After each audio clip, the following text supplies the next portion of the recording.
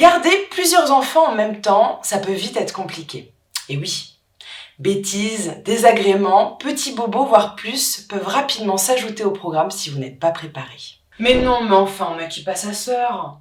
Ah non, on ne grimpe pas sur l'étagère pour attraper un livre. Alors pour passer un bon moment avec les enfants et s'assurer que tout est bien sous contrôle, voici 3 astuces qui vont vous donner des ailes pour vous occuper d'une petite tribu.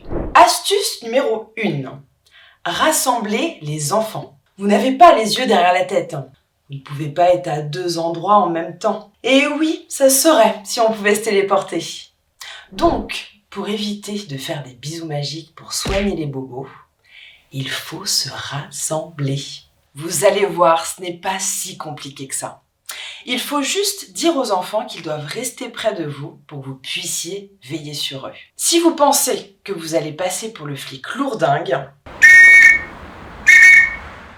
sortez vite cette image de votre tête, car c'est tout l'inverse qui va se produire. Avec votre présence, les bouts de chou vont se sentir en confiance et vont pouvoir jouer tranquillement en toute sécurité. Maintenant que vous savez cela, il va falloir choisir la pièce de la maison dans laquelle vous allez rester ensemble. Dites-vous que chaque enfant doit pouvoir y trouver son compte au moment de l'activité. Prenons le temps des devoirs, par exemple. Si vous vous mettez tous dans la chambre du grand pour qu'il puisse faire ses devoirs, mauvaise idée! Le petit va vouloir attraper des jeux qui ne sont pas de son âge et ça va déconcentrer le grand qui aura peur qu'il casse tous ses jouets. Et c'est normal après tout. Imaginez qu'il ouvre votre sac et qu'il s'amuse avec vos lunettes de soleil.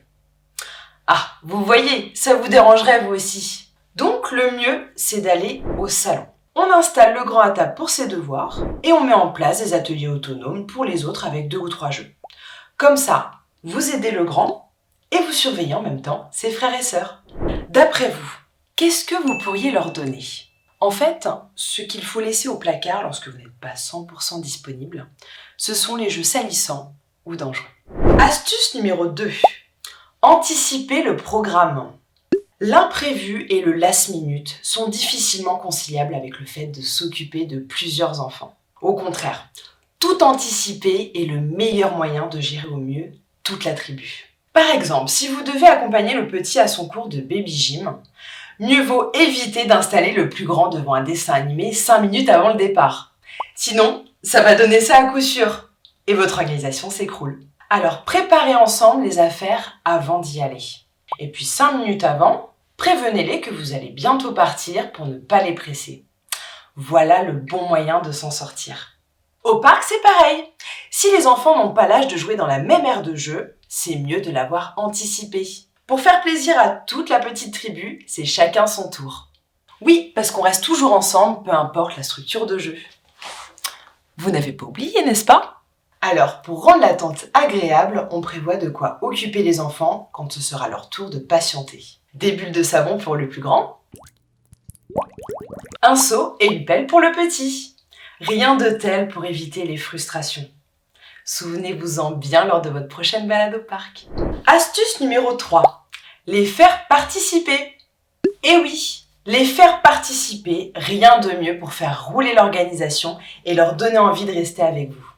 Ils sont occupés et vous les avez à l'œil en permanence. Et là, vous vous dites, comment je vais faire ? Rassurez-vous, ils peuvent vous rendre beaucoup plus de services que vous ne l'imaginez. Si, je vous assure. En fait, tout est dans la façon de le dire.